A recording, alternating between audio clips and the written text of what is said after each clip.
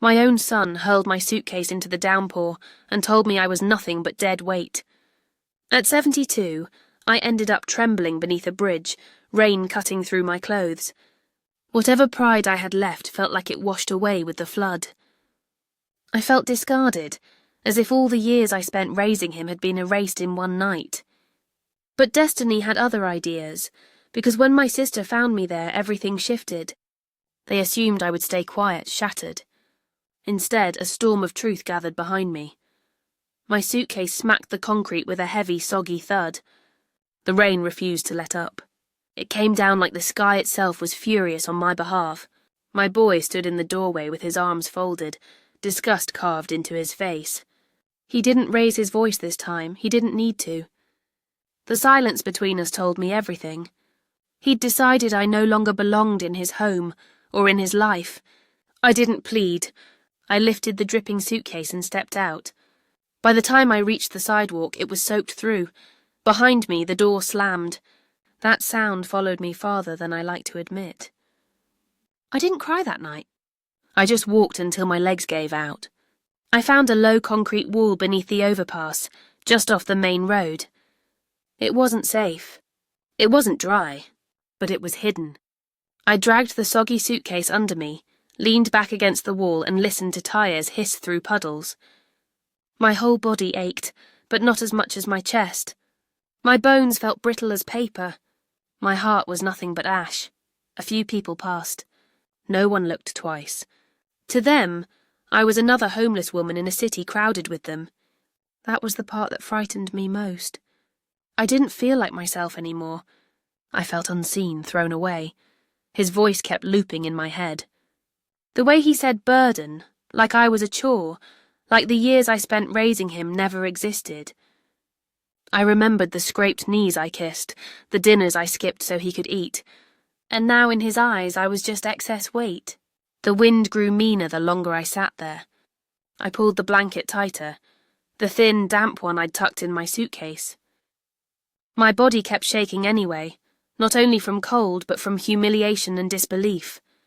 Maybe you know that feeling, the moment the people you gave everything to glance at you like you're nothing. That night I barely slept.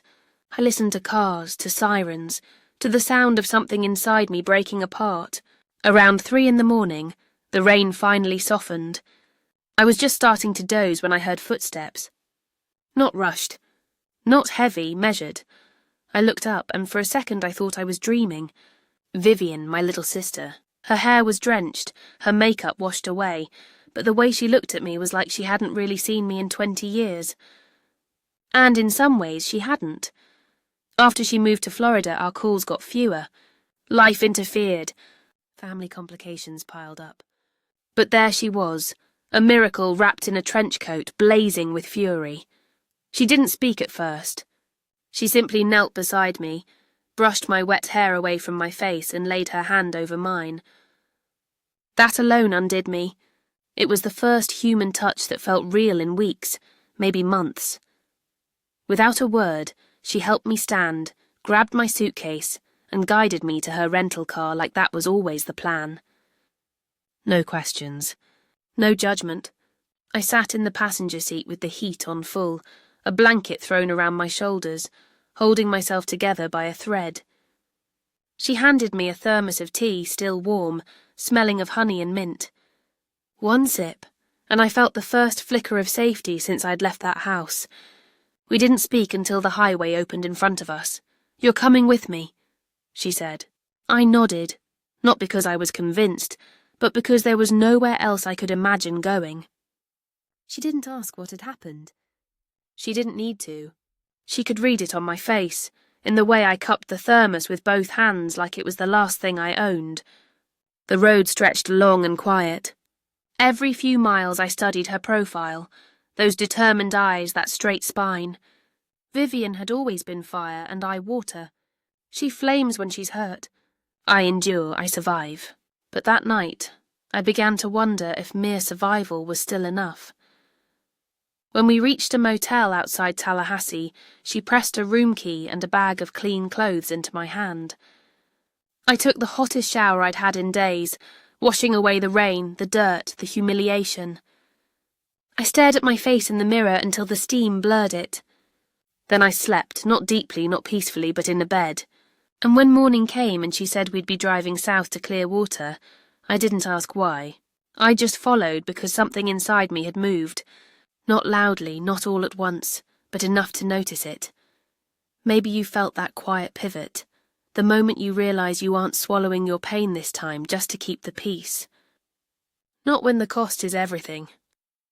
If you've ever loved someone who treated you like trash, if you've ever had to lift yourself off the ground armed with nothing but pride and a pair of aching knees, you'll understand what I did next. It won't be pretty, but it will be fair.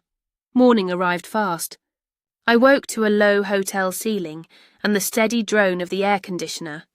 The mattress felt too firm, the sheets a little rough, but compared to concrete and rain, it was heaven. My muscles complained from the night before, but my hands were warm for the first time in days. I sat up slowly with the motel blanket around my shoulders. I wasn't home, but I was somewhere. That was enough.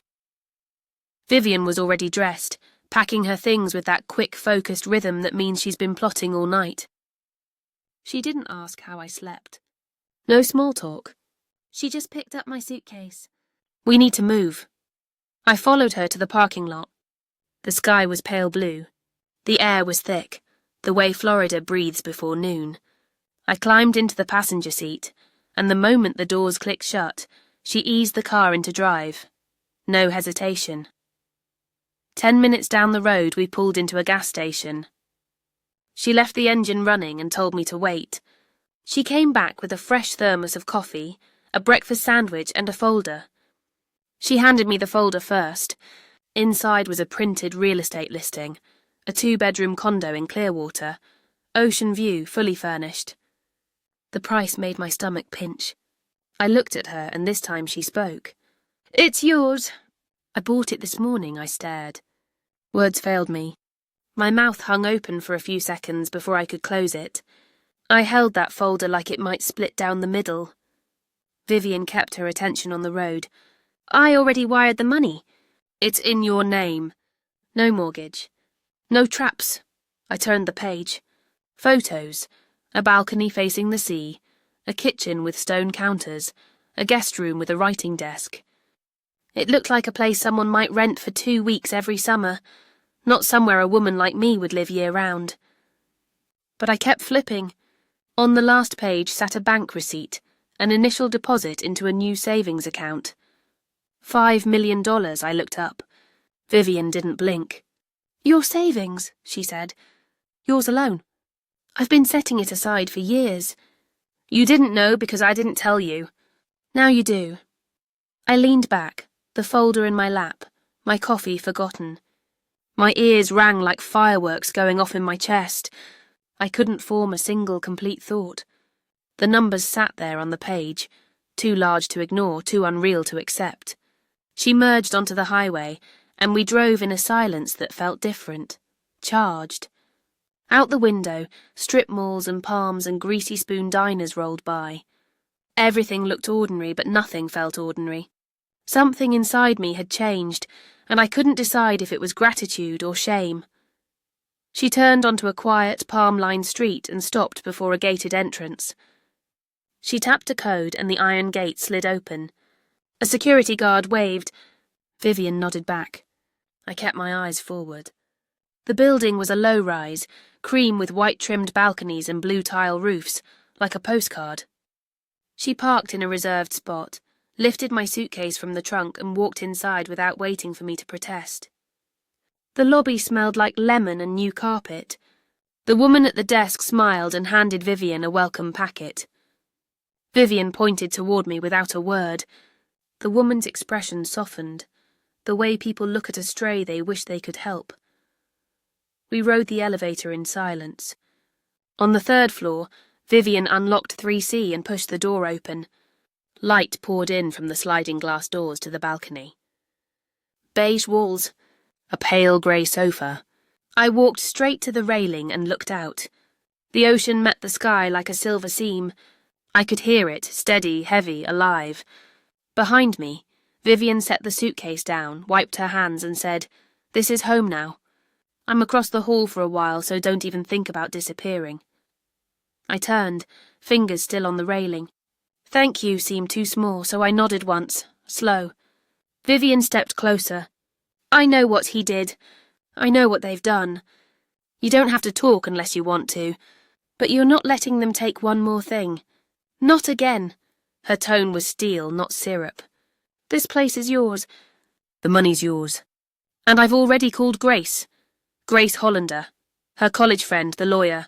Smart, relentless, careful. I hadn't seen her in years. Grace is drafting the protections, Vivian said. Financial locks. Legal shields. Anything you want private stays sealed, and anything they try to snatch will be 2 steps ahead. I exhaled slowly, gripping the balcony edge. Vivian's voice softened. You're not a guest. You're not dependent. You own this. Start acting like it. I stayed at the balcony rail for a long while after she left. The ocean never paused. It kept breathing, rolling, insisting on itself. So did my thoughts. Paul believed he had buried me, that I would decay quietly in some shelter's corner. He thought shame would gag me. He didn't realize I was about to bury him with the very instruments he'd tried to use to strip me bare. 3 days after I settled in, Vivian arranged a small welcome get-together in the ground-floor clubhouse. She didn't ask whether I wanted one. She texted the time and told me matter-of-fact to wear something blue. She had already bought 2 outfits and hung them in my closet. I chose the long-sleeve one. Light fabric, nothing flashy, just enough to feel like myself again. I arrived a few minutes before 6. The room was low-lit, platters of finger foods lined up on white ceramic, and beyond the glass wall the ocean stretched out, tinted with evening. About a dozen people mingled, mostly building residents, retired couples, a few widows, and one older gentleman who reminded me of my late husband, only thinner and with a sharper jaw. Names slipped past me, but the warmth didn't. It was the kind of gentle welcome that doesn't pry too soon. Vivian kept me close. She introduced me with minimal details, polite, never personal. She didn't mention what had happened. She didn't say Paul's name. She simply told people I'd come to Clearwater for a fresh start and was officially part of the community now. Her voice had that steady timbre she uses when setting boundaries. While she made rounds, I drifted to the window and watched the light quiet itself over the water. I was content not to speak. I didn't want to perform my story for strangers. It was enough to stand somewhere safe, among people who didn't know the roads I had crawled. That changed when a security guard slipped in through the side door. Not for the party, on duty. Late 60s, broad shoulders, close-cut grey hair, his badge clipped neatly to a polo. He made a slow sweep of the lobby, then stopped when he spotted me by the punch bowl. I nodded. He approached with a small, respectful smile. He pointed to my name tag. 3C. That's across from Miss Vivian's, right? I said it was. She's a sharp one, he said. Doesn't miss a thing. You've got a good pair of eyes watching your haul, I agreed. He flicked a glance toward the elevator and lowered his voice a notch. Just a heads up. We had a report last night. Somebody was lingering near the mailboxes after hours. Didn't match any resident profile. A taut line drew across my ribs. I thanked him and made a mental note to tell Vivian, though part of me knew she was already 3 steps ahead. Nothing slipped past her. Minutes later, Vivian tapped a spoon to a glass. Conversation dimmed. She gave a short toast, nothing flowery. Just that she was glad I was here, and that second chances deserve celebration. Polite applause, a playful whistle, a few smiles, then the room settled back. But I caught it. The flick of her eyes toward the door right at the end of her speech. It had opened. I turned and saw them too, Paul and Marissa. He wore a dress shirt he almost never bothered to iron, but tonight the creases were knife-clean. Marissa was beige and gold, hair curled, heels ticking softly as they crossed the threshold. They smiled like they belonged. My stomach clenched. Vivian walked straight to intercept them. I couldn't hear her words, but her face said enough. You're not invited." She didn't raise her voice. She didn't create a scene. She simply stood as a pane of glass between them and the room. Paul looked over her shoulder at me and smiled as if none of it had happened, as if the last time he saw me I hadn't been standing in a storm, clutching at the edges of my dignity like an ember about to die. I didn't respond. My fingers found the edge of the refreshment table and held. Vivian tipped her head to a staffer. The conversation ended quickly. Paul and Marissa held their pose a few seconds longer, then pivoted and left. Marissa didn't bother to look back. The party resumed its rhythm. People had noticed, but no one asked. I was grateful for the silence. Vivian returned to my side, plucked a slice of melon from a tray and murmured, "Told you they'd try it." I nodded. She'd warned me that morning about an odd comment from one of Marissa's online friends, too pointed to be accidental. Vivian had already mapped the countermoves. When it wound down, she walked me upstairs.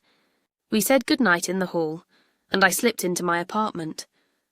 I sat on the edge of the sofa and waited, not for anything in particular, just waited. Their visit wasn't apology or explanation. It was reconnaissance.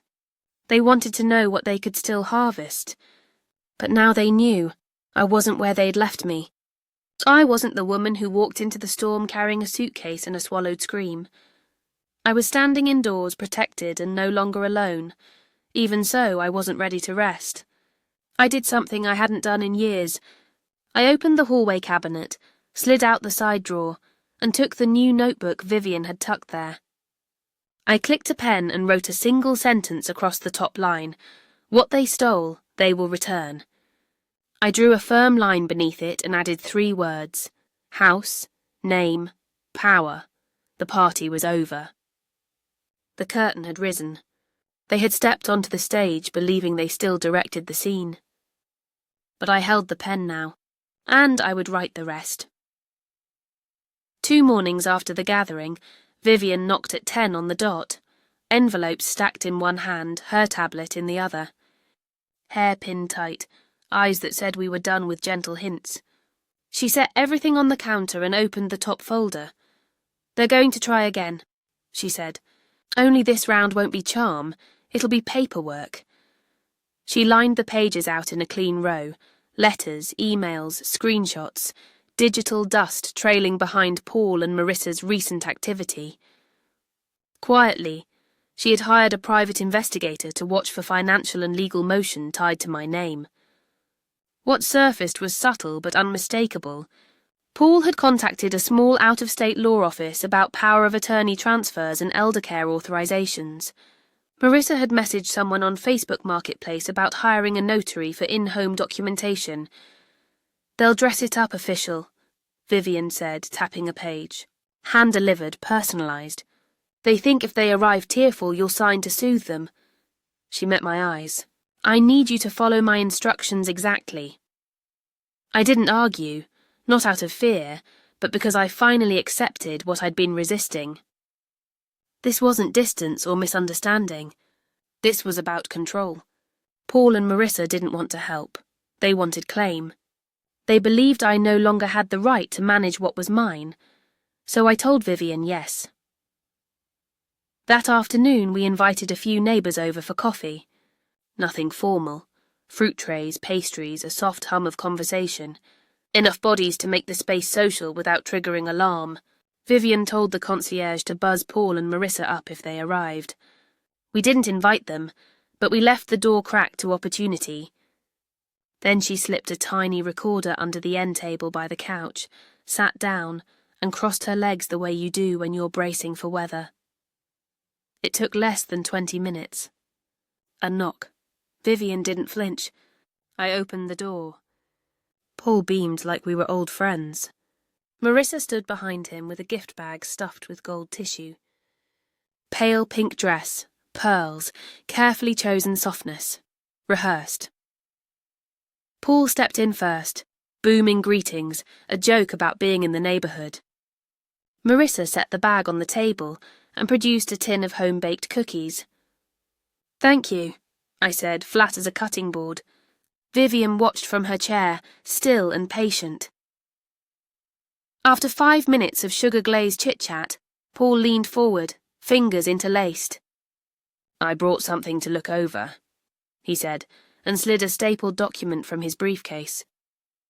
The title in bold across the top, Family Wellness and Property Agreement. Vivian skimmed the heading once and crossed her legs the other way. Paul nudged the stack toward me. "Just to make things smoother," he chirped. "Coordinate medical stuff, streamline decisions in case anything urgent ever—" He smiled again. Too long, too shiny. I lifted the first page and read in silence. 6 pages. Midway, a paragraph labelled Temporary Power Authorization, followed by Financial Oversight Clause. Nothing overtly predatory, carefully hedged, but it handed Paul authority to act for me in both medical and financial decisions. It also empowered him to open and manage bank accounts under joint access. I placed the page down, said nothing. Vivian stood, walked to the kitchen, took a second folder from the drawer and returned. From it, she pulled a document that looked nearly identical, only this one had a fat red diagonal line slashed across the key. "Centre. This is the draft you worked on last week with that. Paralegal in CMI," she said to Paul. "The email is time-stamped." "The phrasing is word for word." Paul's expression froze. Marissa went very still. Vivian glanced at me. "Go ahead. Ask them what it's actually for." I didn't need to ask. Silence did all the talking. Vivian opened the recording app on her tablet and let it run on the table. Then, in a voice loud enough to carry to the kitchen, she said, "Just so it's clear to everyone here, this document attempts to strip Helen of her financial rights under the mask of help. This is what family manipulation looks like." Paul jumped to his feet. "You don't understand what we're trying to do." Marissa clutched his arm. Vivian stayed cool. "No, I understand perfectly, and so does the state of Florida. The ethics board will too. So will the community you're trying to impress with crocodile tears and cookie tins." "You're making a scene," Paul snapped, voice hitching. Vivian let out a single sharp laugh. "A scene? No, this is clarity." She tipped her chin to me. I walked to the table, picked up their contract and tore it clean down the centre. The room hushed. Conversations died mid-breath. Paul stared at me with something I hadn't seen on him in years. Fear. I didn't yell. I didn't curse. I lifted the halves and said evenly, "This is what happens when you mistake quiet for weak." Vivian angled her head toward the door. Paul and Marissa left, this time without the feigned dignity of a backward glance. I sat down, palms warm from the paper. Vivian brought me a glass of water. The neighbours murmured their goodbyes and excused themselves with polite nods. When the room was ours again, Vivian spoke low. "They won't stop. They'll pivot," I nodded. I knew that. But what they didn't know was that we were in front now.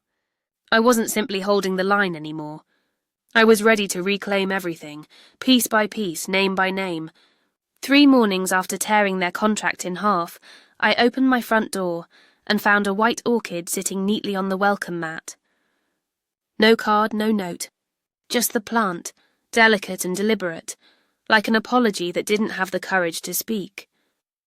I stood over it for a long while, rain-damp air pressing in from the hallway. Across the hall, Vivian's door opened.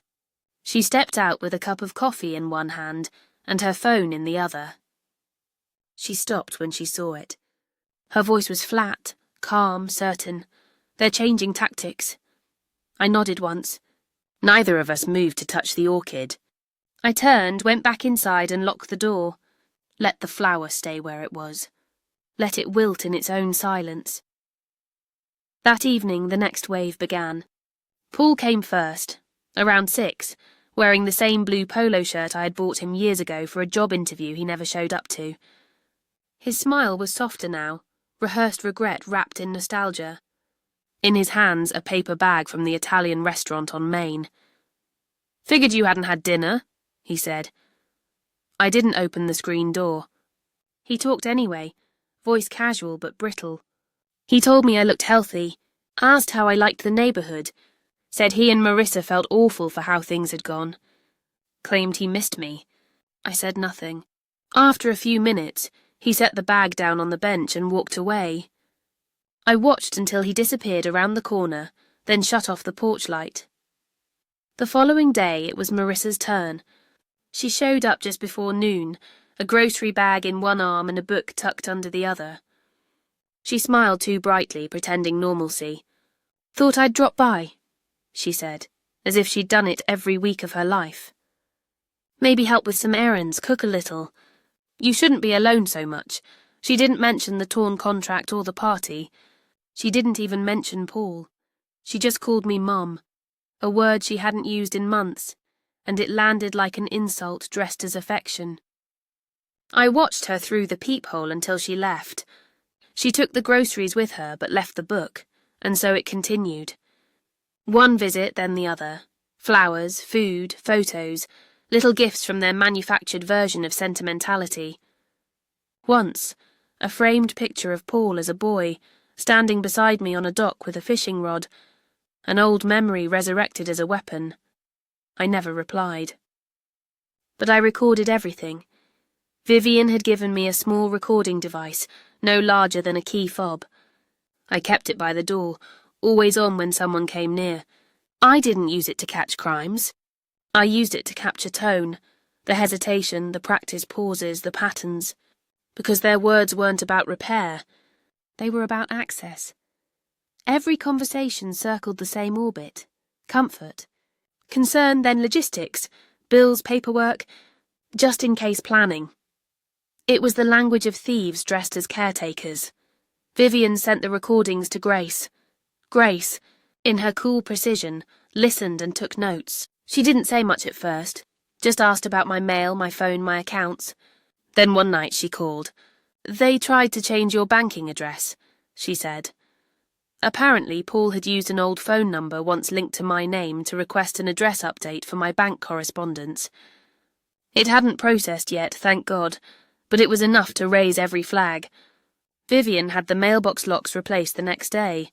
The following night, the fire alarm shrieked at 2 a.m. No fire, just a pulled lever. Ramirez, the security guard, checked the cameras. The footage showed a figure walking down the service corridor 20 minutes before the alarm. The image was blurry, but the jacket was unmistakable, the same one Paul had worn to the party. I asked Vivian to call Grace again.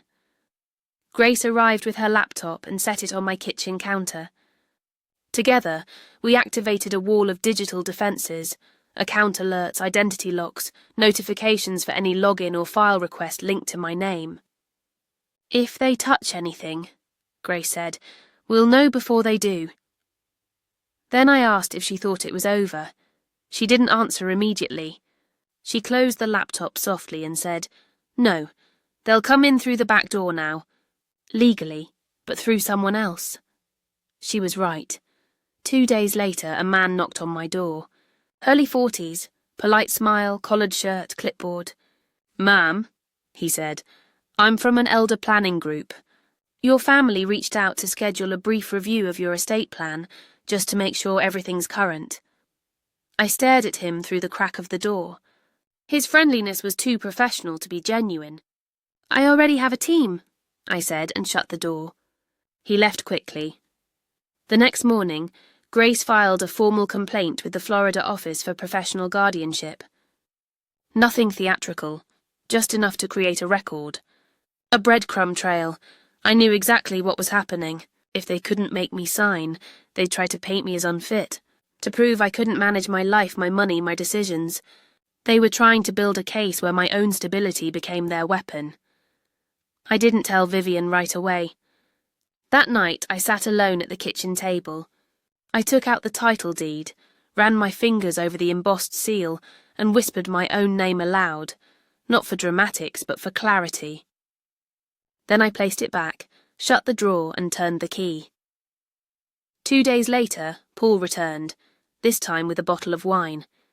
Marissa lingered by the elevator, pretending to scroll her phone. He didn't ask to come in, only to talk. He said things were hard, that family should stick together, that maybe we could sort through practical matters. I answered through the crack in the door. "Don't come back." His voice faltered, cracking not from sorrow but from anger poorly disguised as confusion. I didn't respond. I waited until his footsteps faded, then went back to my table. I drew 3 columns on a pad of paper, what they tried, what failed, what would never be forgiven. I wasn't defending anymore. I was documenting, preparing. The storm had passed, but what it left behind was my proof. I was the record keeper now. The next knock came on a Tuesday afternoon. It wasn't timid. It wasn't hurried either, just steady, confident, practiced. I was in the kitchen when I heard it. I didn't startle. I walked to the door the way Vivian had taught me, slow, deliberate, checking the peephole first. Paul stood there. Hands empty this time. No gifts, no folders. Just him. Behind him, Marissa waited near the elevator, turned halfway as if she wasn't watching, but I could see the tilt of her head. Listening. I unlocked the door but kept the chain latched. "I just wanted to see how you're doing," he said. His voice carried a forced calm. I said nothing. "Things have been tense," he continued. "I get it. We crossed a line, still—" I stayed silent. He swallowed. "I miss you. Marissa misses you. We're not proud of how it went down, but we want to fix things. We thought if you could see that we care." He reached into his back pocket and pulled out a small envelope. "It's not legal. Just something we wrote. From the heart." I reached through the gap, took it and shut the door. Inside, I opened it slowly. 2 handwritten pages. Soft words and poison laced together. Forgiveness. Fresh start. Family. Marissa's handwriting filled the second page, neatly looped, deliberate. She wrote that she'd enrolled in a caregiving class, that she wanted to be more helpful. "Family is all that matters," she wrote. I folded the pages, set them on the table and pressed the button under the counter's edge. The small recorder clicked on. I opened the door again. Paul turned, hope flickering across his face. "Come in," I said. He stepped inside, alone. I didn't greet him. Didn't smile. He sat at the far end of the couch, eyes roaming the apartment like he'd never really seen it before. "It's beautiful here," he said. "You really settled in." I nodded once. "She's just downstairs," he said. "Didn't want to crowd you." I stayed still. He leaned forward, elbows on his knees. "Look, I know we messed up. I know you might never trust us again. But we're your family. We're not here to fight, we're here to fix this." He hesitated, measuring my silence. "I know you've got your lawyers, your setups, all that. And that's fine. You're safe. I'm glad. But that doesn't mean you shouldn't let us in again. You shouldn't have to do everything alone." Then came the shift. His voice softened into strategy. "What if something happened? A fall, an emergency? Don't you think it makes sense to have someone on file? Someone who can make a decision if you can't?" I turned slightly toward the kitchen, letting him keep talking. "I even brought some basic paperwork," he said, reaching into his jacket and pulling out a thin folder. "It's nothing binding. Just emergency contacts, medical releases, nothing financial. Just access so we can help if you ever need it." He placed it gently on the table, sitting back like a man who'd just done a noble deed. "No pressure. Think about it." I looked at the folder. Pale blue. No title. Finally I asked, "Where's Marissa right now?" He hesitated. "Downstairs." "In the car? Alone?" He nodded. I walked to the balcony, pulled the curtain slightly aside.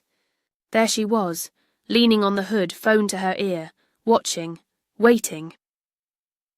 I let the curtain fall, picked up the folder and carried it to the kitchen. Then, without a word, I dropped it straight into the trash bin. When I came back, Paul was standing. "I didn't mean to offend you," he said. "I stayed quiet. I thought you'd appreciate the effort." Still quiet. He exhaled sharply. "I guess Vivian's gotten to you." That made me stop. I stepped closer. "Vivian didn't do this," I said. "You did." His jaw twitched. For a second, his mask cracked. Then he forced a softer face again. "Please, just consider—" "I already did," I said, and opened the door. He hovered a moment like he wanted to say something else. But he didn't. He walked out. I shut the door, locked it, and turned off the recorder. 2 days later, Grace arrived with a printed transcript. She slid it into a growing folder already thick with evidence: letters, photos, statements, logs. A full narrative of manipulation. Each date lined up. Each lie traced. They hadn't stopped, they had only evolved. But this time I had proof. The next move they made wouldn't be argument. It would be evidence, and it would be enough. The envelope appeared the next morning. It had no return address, no stamp, just slipped under my door like a whisper left to rot. I nearly tripped over it while making tea, slippers dragging across the cool tile. At first glance, I thought it might be another hollow apology, maybe even a neighbour's card. But the weight of it was wrong. Too stiff. Too intentional. I set down my cup and picked it up. 6 stapled pages inside. Legal formatting.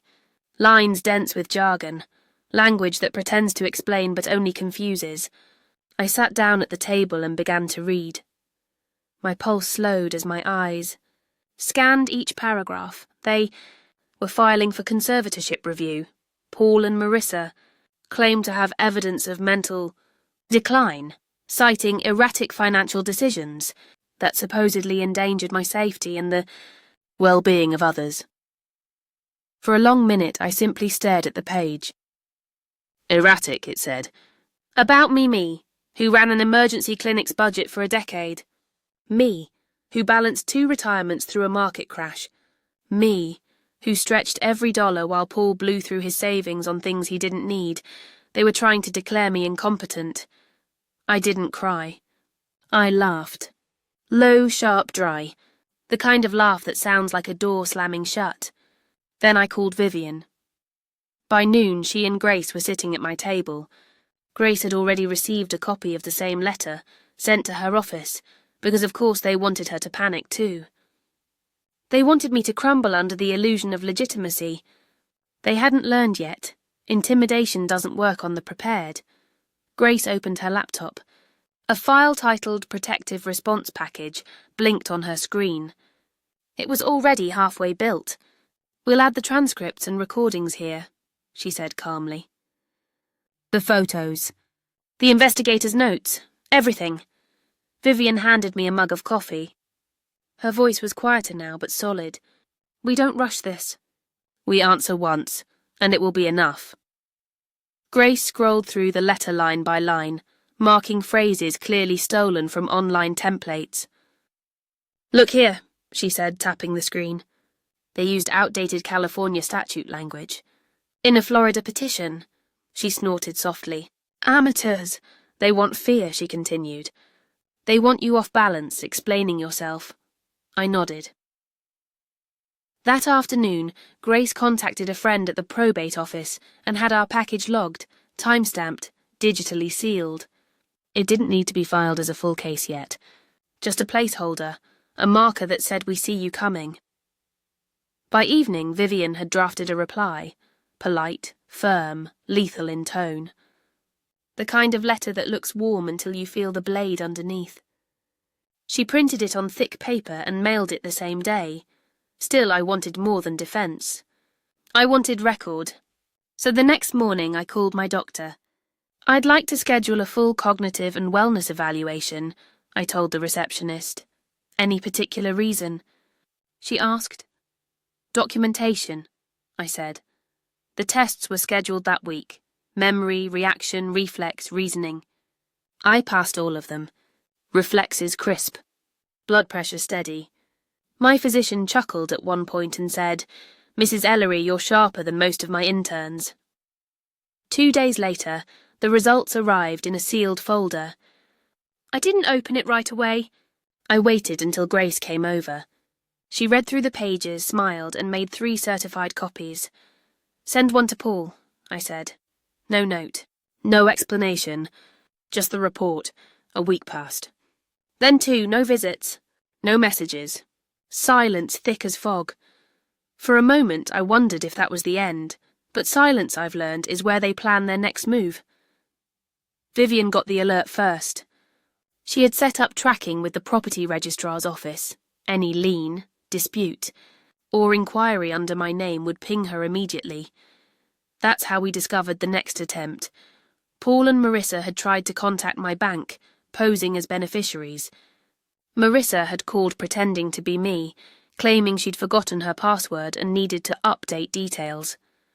The bank teller, God bless her, flagged it instantly. The voice didn't match. The date of birth was off by 3 days. They froze the account update and logged the incident. Still, they had tried. Even after being exposed publicly, legally, emotionally, they still believed access was their birthright. I stared at the bank report that night for a long time. I wasn't angry anymore. Just still. This wasn't about greed. Not anymore.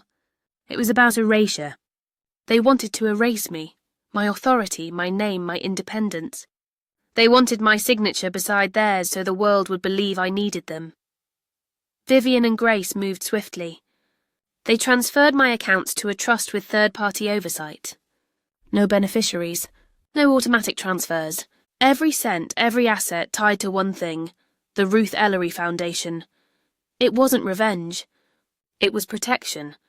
A wall that no amount of manipulation could climb.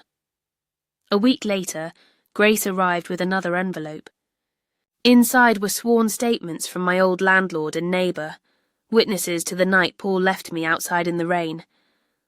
They described how they'd seen him close the door, how I'd slept under the overpass. There was more, a notarized report from the community nurse who treated my bruises after I fell that week. She confirmed no one from my family had come to pick me up, piece by piece, brick by brick. The wall rose higher. In Grace's summary, she had written a single line that stayed with me. Attackers with shallow motives underestimate the power of long memory. She was right. I remembered everything, and now so would the court. The text came one morning from Paul. Simple, polite. Dinner Sunday at our house? The kids miss you. I stared at it for a while. I knew exactly what it was, the next move. The charm offensive, Vivian saw it too. They're out of cards, she said. This is the last one in the deck. I typed back, 6 p.m. works. On Sunday I wore a navy dress, the one with the high collar and long sleeves. I pinned my hair back and wore the gold watch Charles had given me for our 25th anniversary. I carried nothing but a slim envelope and calmness like armour. The house hadn't changed. White siding, a fresh wreath, mulch laid neatly over old roots. Marissa opened the door.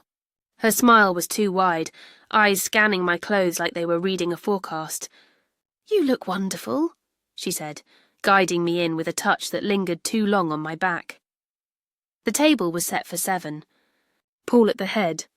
The kids dressed up, stiff and quiet, their glances darting like minnows between us.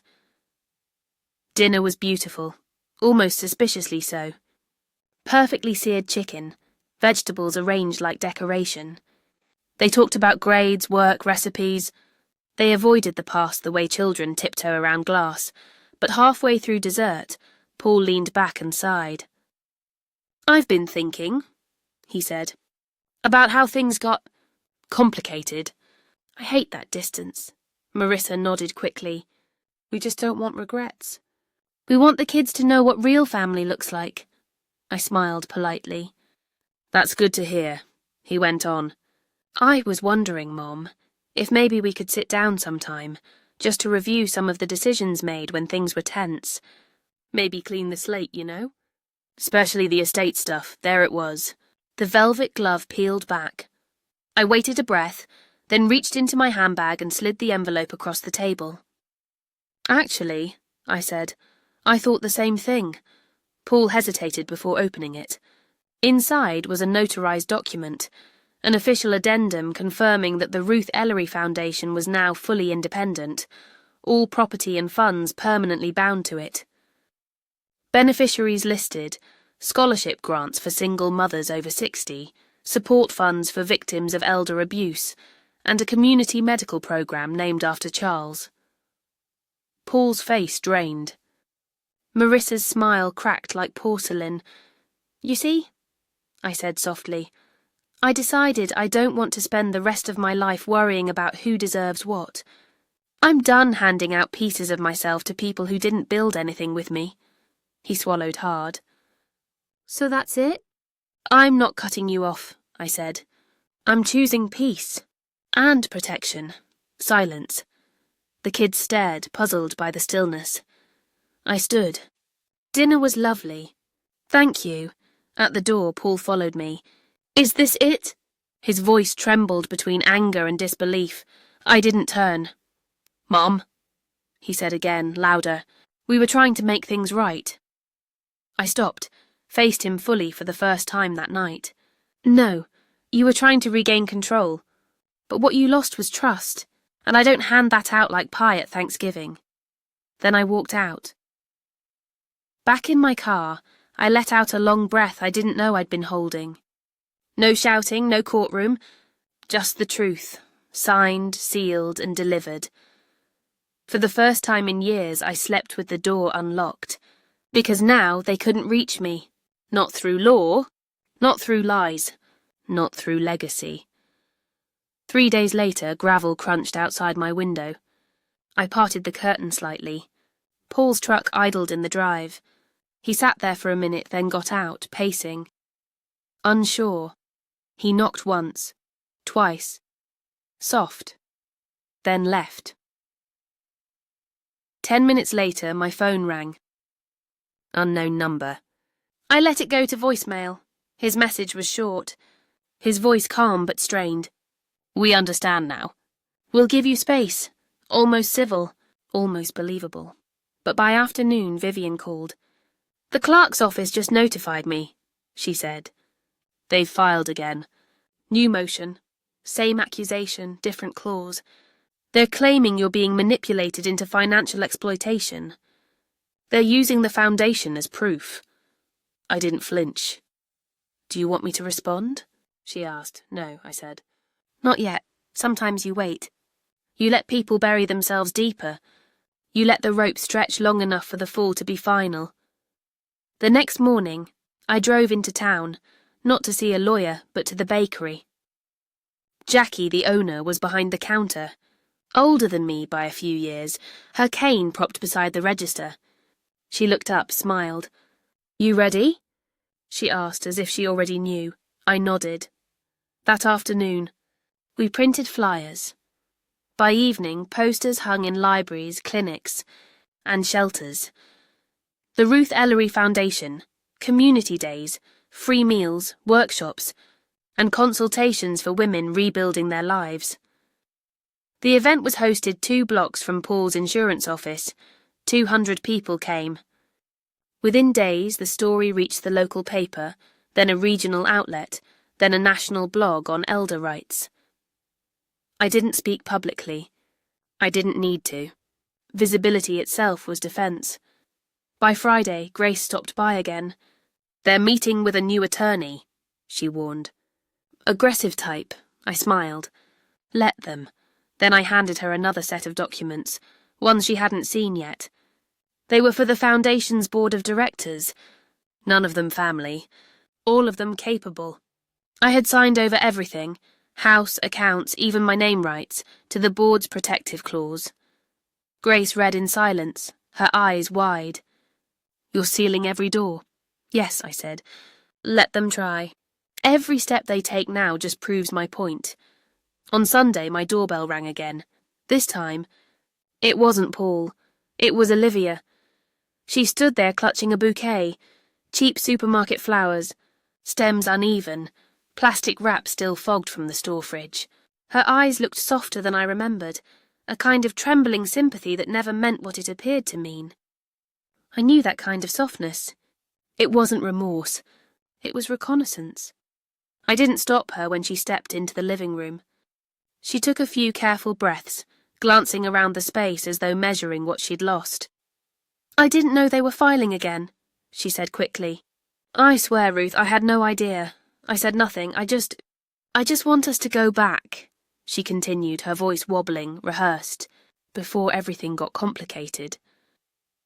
She lowered herself onto the couch like she belonged there, eyes flicking to the framed picture of Charles on the mantel. Her gaze lingered, pretending grief. Then came the real reason for her visit. If there's anything we need to sign to show support, anything to prove we're on your side, we'll do it. There it was. The pitch dressed up as peace. I stood. She didn't. I know what you're doing, I said quietly.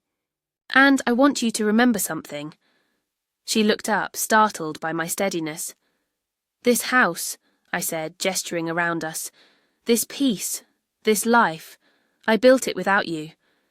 I survived everything you and Paul threw at me, and I did it in silence. Her face twisted, shame and disbelief warring behind her eyes. I stayed quiet, I continued, out of respect. But don't mistake quiet for weak. Olivia's lips parted, voice cracking as she tried again. Paul's falling apart, she said. He's not eating. He's losing clients. He blames me. I'm scared. I watched her. Not with hatred, just the kind of calm that comes when every emotion has already burned away. That's not my burden anymore, I said. The words landed like a door closing. She froze, then gathered her purse and left without another word. That night I slept with the window open. The ocean breeze drifted in like forgiveness, salt and sound moving together. I listened to it for hours like I used to with Charles, steady, patient, alive. For the first time since this entire ordeal began, I didn't feel like I was waiting for the next strike. I felt finished, not defeated, not broken, just done, because there is a moment after a storm when the quiet returns, and it isn't empty. It's earned. By Monday morning, the air outside carried a strange stillness, like the town itself was holding its breath. Vivian called just after noon. Her voice was calm, but I could hear the tension beneath it. The court date's set, she said. They pushed it through quickly. They're confident, she paused. But they made a mistake, Ruth, a big one. I didn't answer right away. I'd learned that with Vivian. Silence was an invitation for truth. They submitted evidence, she continued. Documents, letters, bank statements, emails. But, her voice sharpened. They forged your signature. I didn't move. Vivian exhaled softly. They claimed you granted them power of attorney over the foundation, that you signed to let them amend its charter. They even fabricated a board meeting and notarized it. It was almost laughable. Almost. Vivian didn't stop there. I've already sent the files to a forensic examiner, but I also tracked down the notary they supposedly used. He doesn't remember the meeting because it never happened. That was the fracture, the hairline crack that would split everything open. By Wednesday, the forensic report was ready. Not only did the signatures fail verification, but the digital timestamps showed they'd been backdated clumsily. One file claimed to have been signed at a cafe in San Luis Obispo, a cafe that had been closed for renovations at that exact time. Another referenced a board member who had resigned 3 months prior. They hadn't just lied, they'd been lazy. Vivian filed immediately. Motion for fraud and perjury. The report. The witness statements. The notary's affidavit. The foundation board's declaration. It wasn't a defense anymore. It was a counterattack. The county legal office took notice almost immediately. Attempting to defraud a registered non-profit isn't just civil, it's criminal. And because the foundation served elder welfare programs, there was an added layer of legal protection. The moment Vivian filed the counter-motion, the district attorney's office opened a review. And I stayed quiet. I watered the plants. I baked cornbread. I walked the beach every morning before sunrise. There was no anger left in me, only clarity. They had drawn their line. They had crossed it. And now the world would see where it led. The hearing was scheduled for Thursday morning. The courtroom wasn't grand, just pale walls. Humming lights, wooden benches, and air conditioning that bit through your clothes. I sat in the second row beside Vivian. Grace sat behind us, briefcase at her feet, calm as a lake. Paul sat 3 rows ahead. Marissa beside him. Neither looked back. When the judge entered, everyone rose. His tone was crisp and unhurried. He reviewed the motions, the counter, and the evidence Vivian had filed. Vivian stood first. She didn't posture or dramatize. She walked the judge through each piece like laying stones on a path, one undeniable fact at a time.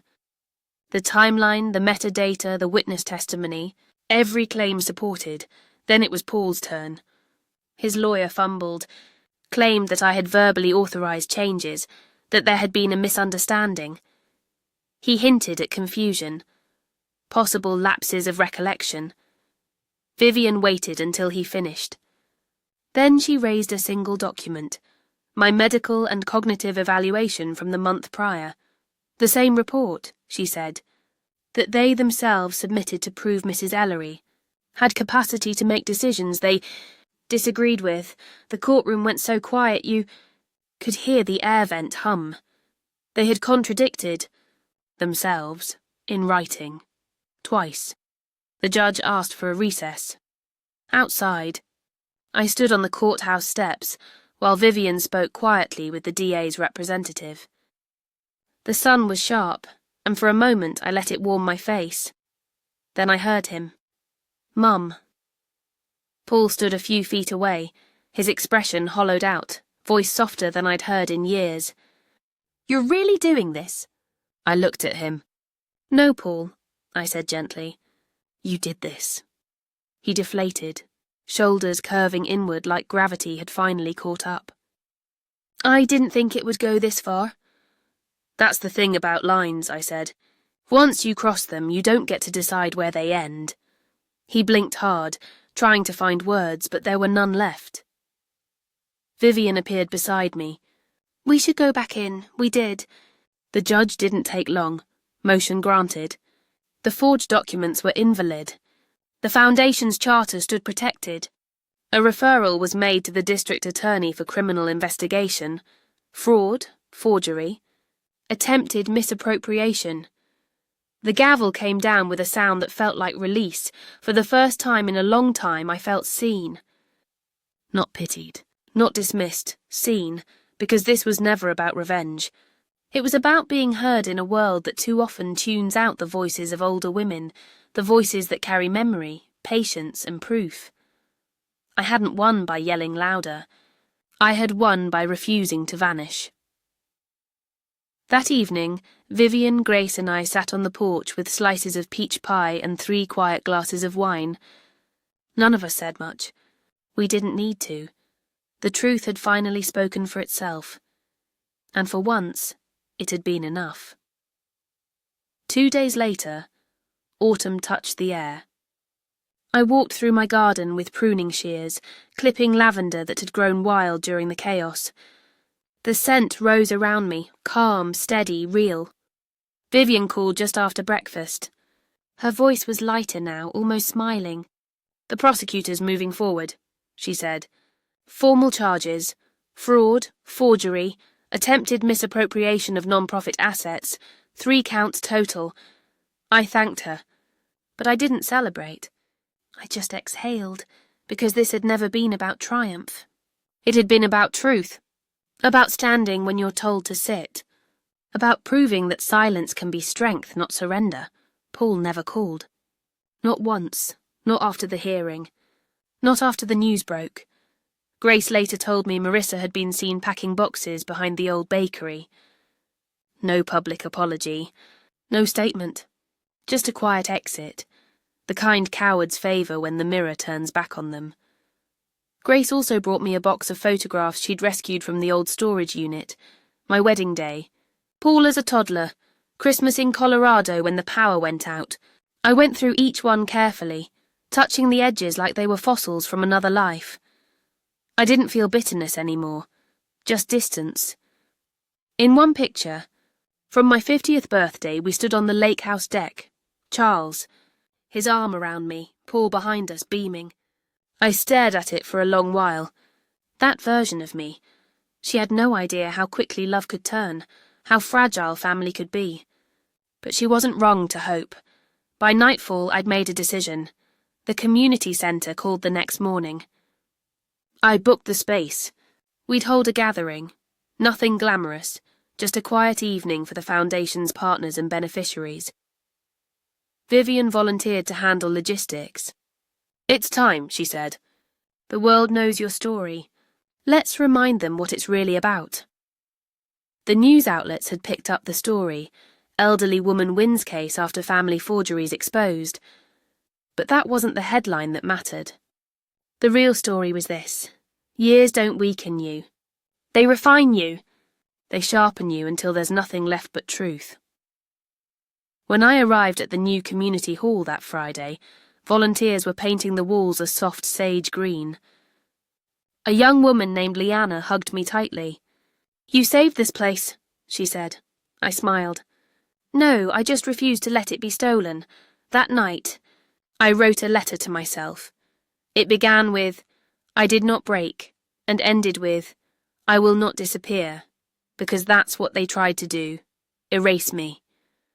Replace me with a false version, powerless and pliant, but I endured, I stayed. I let the fire come, and I didn't run." The next day my neighbour stopped me by the mailbox. "Ruth," he said, "my wife and I read the article. What you did, that was brave." I smiled, thanked him, and walked on. I didn't need validation anymore. That evening, rain began again, not violent, just steady. I made tea, wrapped myself in the old quilt Charles and I once shared, and sat by the window listening. For the first time in years, the sound of rain didn't sting. It soothed, because this time the storm wasn't over me, it was behind me. 3 weeks after the verdict, I stood on the small wooden stage inside the new community centre. My hands no longer trembled. The microphone felt steady in my grip, like an old friend instead of an audience's weapon. In front of me sat nearly 100 faces, familiar and new. Some were women I'd shared coffee with at support groups. Others were strangers who had driven across counties because they'd read the headlines or heard whispers of a woman who refused to disappear. The room wasn't grand. Folding chairs lined up in neat, imperfect rows, coffee urns steaming on plastic tables, a few tired ceiling fans turning above. But the walls, freshly painted sage, were lined with photographs from our programs. Women learning trades, volunteers delivering meals, children laughing beside boxes labelled donation drive. It was humble, but alive. I hadn't written a speech. I didn't want to perform or persuade. I just wanted to tell the truth. When the murmurs quieted, I lifted the mic closer. "This organisation," I began, "was never about money." I paused, letting the hum of the lights fill the space. It was about visibility, about not being erased. Dozens of faces watched, silent and intent. It's about proving that the second half of your life can be just as powerful as the first, maybe even more so. Because when you've already survived loss, betrayal, and every kind of dismissal, there's not much left that can frighten you. There was a beat of quiet before the applause came. Soft at first, then growing, echoing across the small room. But I didn't linger in it. I handed the microphone to Leanna, our youngest board member. Her energy bright and grounded. "The future's yours now," I said, smiling. She nodded, tears glinting in her eyes. I stepped off the stage and stood in the back as she spoke, her voice rising and clear, talking about plans for outreach programs, education partnerships, new grants for caregivers. That was what I'd always wanted. Continuity. A legacy built not on revenge but on resilience. After the event, people came to me. Some hugged me. Some cried. One woman slipped a folded note into my hand before hurrying away. Later, when I opened it, it said only, "Because of you, I filed for custody of my grandson." I pressed the paper to my chest for a moment and tucked it into my coat pocket. When I left through the back door, the sky was already darkening. Autumn had thinned into early winter. I could smell frost on the air. Clean, sharp, promising change. At home, the porch light glowed warm against the quiet street. Grace had left a casserole dish by the door, a napkin taped to the lid with a simple note. Rest. You've earned it. I smiled, carried it inside, and set it on the counter. The house, once too silent, too empty, now felt like sanctuary. Paul never called. Not once. For a long time I imagined he might, a letter, a voicemail, something. I pictured him trying to craft a sentence that could erase years of manipulation. But redemption is a language you can't fake. And silence became his answer. Weeks later, a package arrived from his attorney instead. Inside was a signed settlement form, releasing all claims to the foundation and to any property still in my name.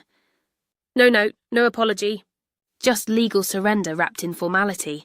I accepted it, not because forgiveness had bloomed, but because I no longer needed closure from him. He was a chapter I had already closed. He just hadn't realised the door had locked behind him. The next morning, I packed the last of his childhood mementos, photos, a baseball glove, a few drawings from grade school, and took them to the local shelter's thrift store, not out of anger. Out of clarity, some things don't need to be kept. They need to be released. In the following days I began walking every morning again, 3 miles at sunrise, sometimes alone, sometimes with neighbours who joined quietly beside me. We rarely spoke. We didn't need to. They'd read the story. They'd watched it unfold across the news, in whispers at the grocery store, in the shared hush of understanding that follows truth. Walking together wasn't about talking. It was about acknowledgement, the kind of silent respect that says, "We saw you stand." One morning, along the orchard trail, I saw a young woman sitting on a bench with her child. She looked exhausted, eyes hollowed by too many nights without peace. As I passed, she looked up. "You're Ruth, right?" she asked softly. "The woman who fought back?" I smiled, gentle but firm. "I'm Ruth," I said. "But I didn't fight. I just refused to vanish." Her eyes filled.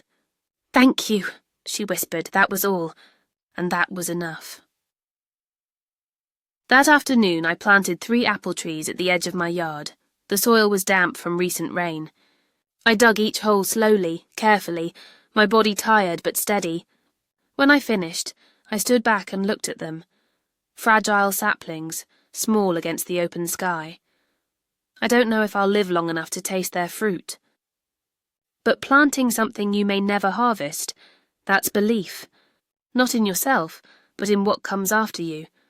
Grace came by that weekend. We sat on the porch with tea, laughing over the news segment that mispronounced her name. She told me she wanted to start a writing workshop at the foundation. Stories for women over 60, about survival and reinvention. Stories, she said, are the one thing they can't steal. I nodded. Then let's help them write. When she left, I stood by the window and watched the wind ripple through the new trees. It wasn't a violent wind, not the kind that uproots, but a strong, steady one that bends and reminds, and I thought, that's what I became, not brittle. Not broken, just flexible enough to stand again. I had rebuilt, reclaimed, redefined. If you've ever been made to feel small, overlooked, dismissed, underestimated because of your age, your silence, or your kindness, listen closely. You still have power. You can draw your line. You can reclaim your space. You can plant something new, even in soil that once drowned you. And if my story found a place in your heart today, share it. Not for me. For someone who needs to be reminded that they are not done, not invisible, not forgotten, because maybe, just maybe, this isn't the end of your story either. Maybe it's just the beginning of the next chapter.